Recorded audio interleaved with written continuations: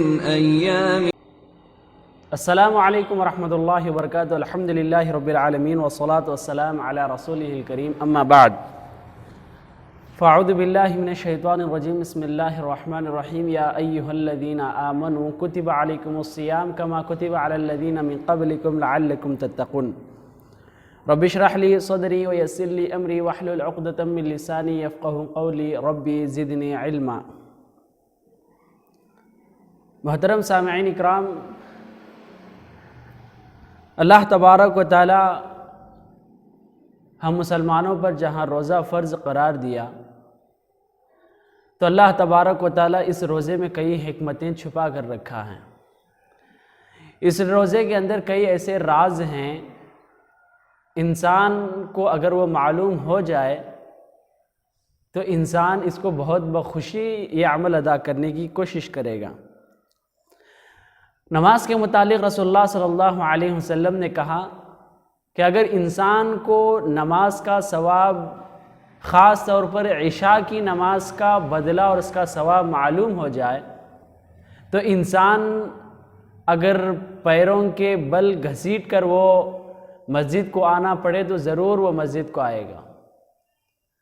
تو اس طرح رسول اللہ صلی اللہ علیہ وسلم نے ایسی چھوٹی چھوٹی حدیثیں یا چھوٹے چھوٹے اشارے ہم کو بتائے ہیں جس کے ذریعے ہم یہ بات سمجھ سکتے ہیں کہ اللہ تبارک و تعالی ہر عبادت میں کون سی حکمتیں چھپا کر رکھا ہے۔ روزہ جہاں پر ہم پر فرض ہے، انسان روزہ رکھتا ہے اور بہت مشکل سے دن گزرتا ہے تو انسان یہ سمجھتا ہے کہ اس میں بہت زیادہ انسان کے لیے نقصان ہے، اس میں کہاں کی حکمتیں ہیں، کہاں سے اس میں انسان کا فائدہ ہے۔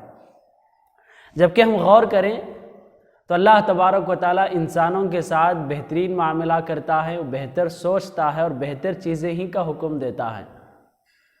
تو روزوں میں بھی کئی ایسے حکمتیں ہیں جو انسان غور کرنے سے اس کو معلوم ہوتی ہیں اور یہ حکمتیں انسان کو بہت زیادہ فائدے کی حکمتیں ہیں۔ ہم نے روزے کے متعلق کئی فوائد اور روزے کے متعلق صحت کے فوائد اور اللہ تبارک و تعالی خاص طور پر روزے میں جو حکمت رکھا ہے، تقوی کی حکمت، ان چیزوں کے متعلق ہم نے اس سے پہلے گفتگو کی تھی۔ تو آج کی اس ویڈیو میں انشاءاللہ ہم بات کریں گے کہ اللہ تبارک و تعالی اور کون سے ایسی حکمتیں روزے کے اندر چھپا کر رکھا ہے جو انسان کے لیے فائدہ مند ہیں، معاشرے کے لیے، انسانیت کے لیے فائدہ مند ہیں۔ تو رسول اللہ صلی اللہ علیہ وسلم احادیث میں بھی حکمتیں بتائیں، خود اللہ تبارک و تعالی بھی خود اپنی قرآن کی آیتوں میں اس کی حکمتوں کو واضح کیا ہے۔ سب سے پہلی حکمت تقوی ہے۔ روزہ رہنے سے انسان کے اندر تقوی، اللہ کا خوف، اللہ کا ڈر پیدا ہوتا ہے۔ اسی کے متعلق اللہ خود کہتا ہے یا ایھا الذین آمنوا کتب علیکم الصیام کما کتب علی الذین من قبلکم لعلکم تتقون۔ تم روزہ اختیار کرو، روزہ رکھا کرو، اور یہ روزہ تم پر فرض ہے تاکہ تمہارے اندر تقوی، پرہیزگاری، اللہ کا ڈر، اللہ کا خوف، یہ تمام چیزیں تمہارے اندر پیدا ہو جائیں۔ تو یہی اللہ تبارک و تعالیٰ کی بہت بڑی حکمت ہے کہ انسان جب تقوی اختیار کرتا ہے، اچھے اعمال کرتا ہے، بری عادتوں سے، برے اعمال سے بچتا ہے، جب تقوی آ جاتا ہے تو اللہ کا ولی اور اللہ کا قریب بندہ ہو جاتا ہے۔ یہ تقوی آنے سے انسان جنت کا مستحق بنتا ہے، جہنم سے بچ جاتا ہے۔ اس طرح کئی چیزیں تقوی کے اندر چھپی ہوئی ہیں۔ تو تقوی ایک اہم حکمت ہے، اس کے متعلق ہم نے اس سے پہلے کی ویڈیو میں گفتگو کی تھی۔ تو تقوی اللہ تبارک و تعالیٰ کی قربت کا ذریعہ ہے۔ تو وہیں پر تقوی کے اندر اور ایک چیز اللہ تبارک و تعالیٰ جو روزے کے اندر حکمت رکھا ہے وہ تقوی، اور تقوی میں تربیت بھی موجود ہے۔ تقوی سے اللہ کی قربت بھی حاصل ہوتی ہے، تقوی سے انسان کی تربیت بھی ہوتی ہے۔ انسان جیسا جیسا گناہ کرتا رہتا ہے تو اللہ کے رسول نے کہا کہ اس کے دل پر، بندے کے دل پر ایک سیاہ دھبا چھائے گا، اور جیسا وہ گناہ زیادہ کرتا جائے اسی طرح وہ سیاہ کالا دھبا بڑھتا جائے گا، یہاں تک کہ اس کا سارا دل سیاہ ہو جائے گا۔ اسی کے متعلق اللہ نے قرآن میں کہا کہ اس کا سارا دل زنگ لگ جائے گا، جس کی وجہ سے قرآن کی کوئی آیتیں اس پر اثر انداز نہیں ہوں گی، کوئی نصیحتیں اسے اثر نہیں کریں گی۔ تو یہ زنگ لگنے کے بعد اگر اسے زنگ کو دور کرنا ہو، یہ سیاہ دھبے کو اگر ہم واپس مٹا دینا ہو، تو اللہ تبارک و تعالیٰ تقوی کو شرط قرار دیا، اور یہ تقوی روزے کے اندر اللہ تبارک و تعالیٰ حکمت کے طور پر رکھا ہے۔ اللہ نے قرآن میں کہا کہ کلا بل ران علی قلوبہم ما کانوا یکسبون، ان کے گناہ کرنے کی وجہ سے ان کے دلوں پر زنگ لگ چکا ہے، ان کے دلوں پر سیاہی چھا چکی ہے۔ تو اگر ہم اس کو دور کرنا چاہتے ہیں تو تقوی اختیار کرنا ہوگا، اور تقوی روزے کی بہت بڑی حکمت ہے۔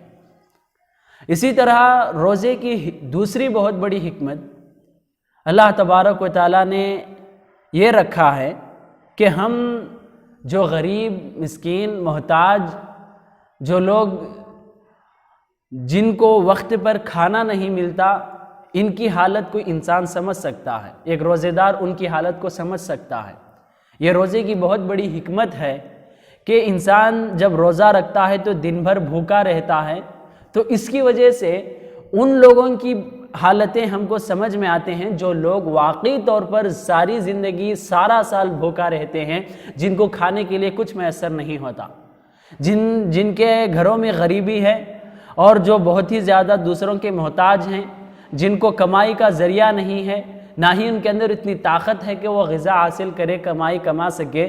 تو ایسے لوگوں کی جو حالت ہے، ان لوگوں کی حالت ہم سمجھ سکتے ہیں اگر ہم روزہ رکھتے ہیں۔ تو یہ روزے کی دوسری بہت بڑی حکمت ہے، اس کے ذریعے ہم دوسرے انسانوں کی حاجتیں، دوسرے انسانوں کی پریشانیوں کو، مشکلات کو اپنے اندر محسوس کر سکتے ہیں۔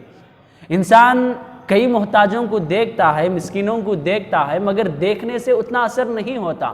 جب انسان اس کے زندگی میں وہ اثر، اس کے زندگی میں احساس اسے حاصل ہو، تو ضرور اس کے اندر دل میں ایک تبدیلی پیدا ہوگی، جس کی وجہ سے دوسروں کی مدد ضرور کرے گا۔ تو روزے کی بہت بڑی حکمت ہے کہ بندہ دوسروں کی حالتوں کو، خاص طور پر غریبوں کی حالت کو سمجھ سکتا ہے، بھوک کو سمجھ سکتا ہے۔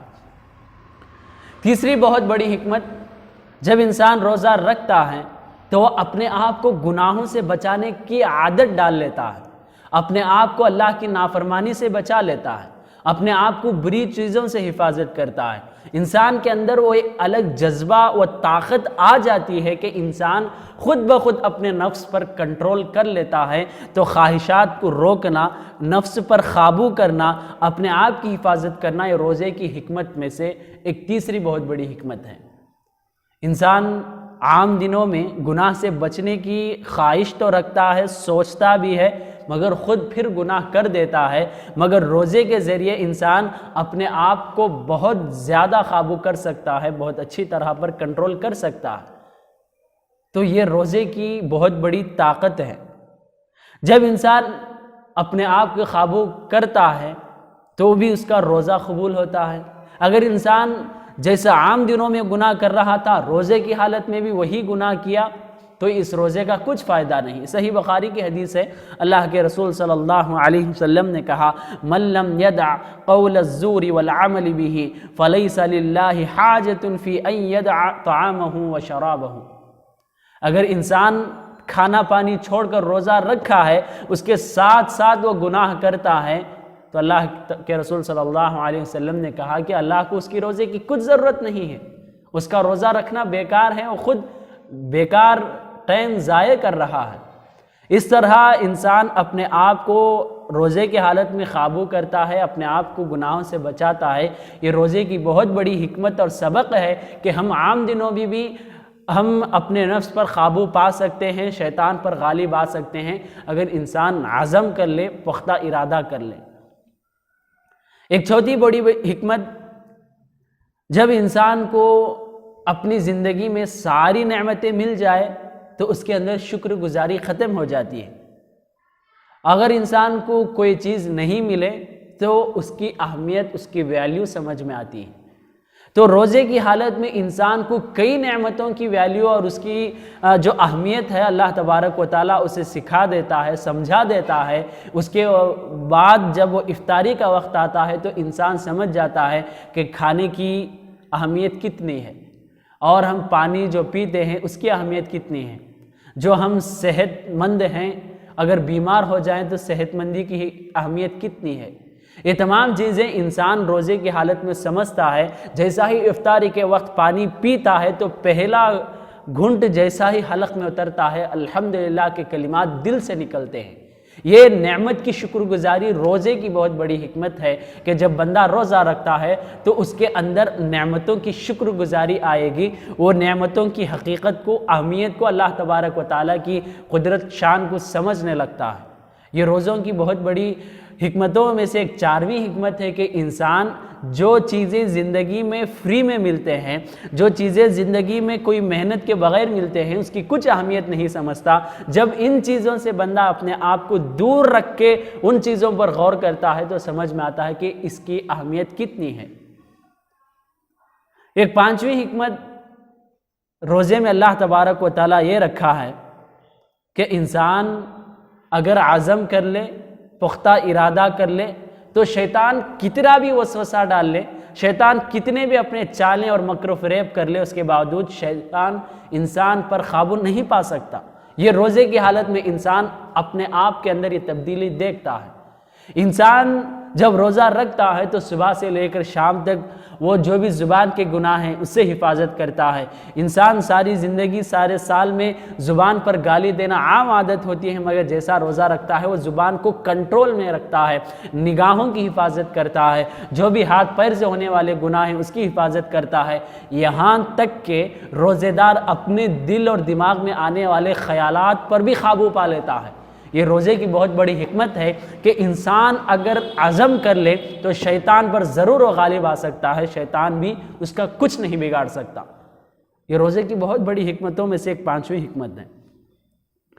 ایک 6ٹھی حکمت اللہ تبارک و تعالیٰ روزے کے اندر یہ رکھا ہے کہ انسان جیسا ہی روزہ رکھے وہ دنیا کی لالچ، دنیا کی حرص اور اس کے پیچھے، دنیا کے پیچھے اپنا ٹائم ضائع کرنے سے بچ کر اللہ کے لیے وقت گزارتا ہے۔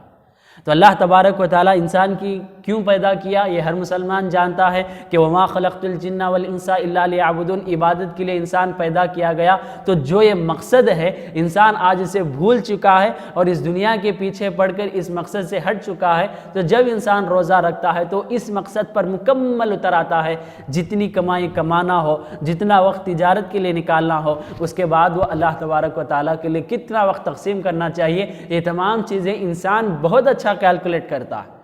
تو یہ بہت بڑی حکمت ہے کہ انسان دنیا سے بے نیازی اختیار کر کے، انسان دنیا سے بیزاری اختیار کر کے الگ ہو کر آخرت کی تیاری اللہ تبارک و تعالیٰ کی عبادت میں مشغول ہوتا ہے۔